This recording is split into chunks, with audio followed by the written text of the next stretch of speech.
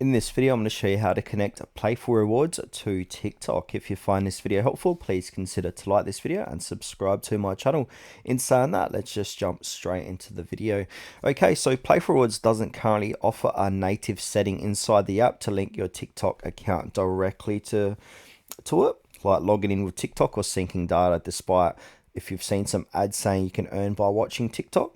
So don't expect to connect the TikTok button in Playful reward settings unless a future update adds. Now, but basically what we can do is some tasks or offers might use TikTok. So some versions of rewards app, including the Playful rewards and similar third-party apps, may include offers that promote you to watch TikTok videos, complete tasks inside TikTok, or open a TikTok reel or link. Now, these are usually specific offers inside the Playful reward task list, not a global app integration. So now basically you want to go to the open up Playful rewards and then go to my games or events.